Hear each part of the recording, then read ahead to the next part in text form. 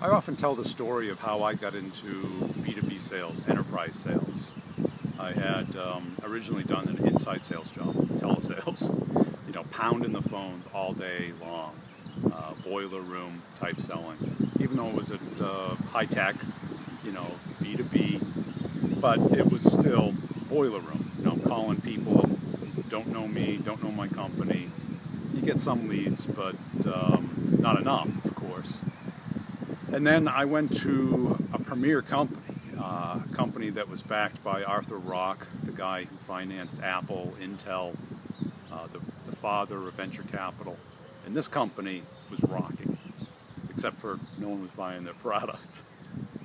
And I wasn't hired as a sales guy. I was hired as a pre-sales guy, the guy who gives the demos, the guy who does the installations, who integrates the product with all the other customers. And I did that for about a year, but I got sick of it in the fact that I didn't see people appreciating the product. I didn't see the salespeople selling it in a way that was going to scale. They were great top-down salespeople. Top-down meaning they would go in high, CEO, senior executive, sell the vision, and they were reasonably successful at this. And this product was $1 million product. This is not a cheap product. And this is $1 million in 1990 dollars. So it's like $2.5 million today. And they did it, and it would kind of work in that they'd get the money, but no, they never bought another product from us. Why? They weren't using it.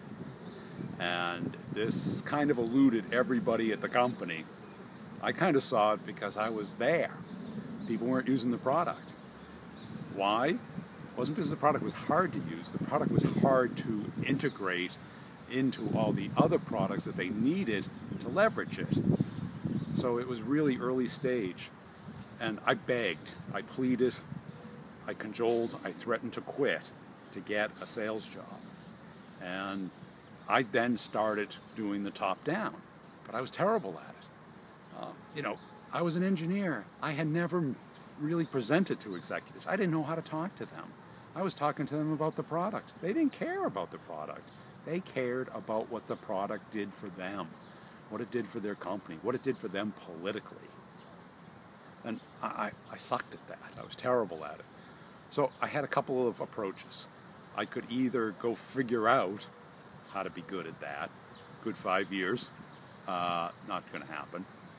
5 years will go by, but they would probably fire me in the meantime. Or I could sell it in a way that I saw as being successful. I sold it differently than everyone else at the company. And I was a kid, and I was competing against the most senior salespeople. People who were making, $500,000 a year back then. And these guys were killers.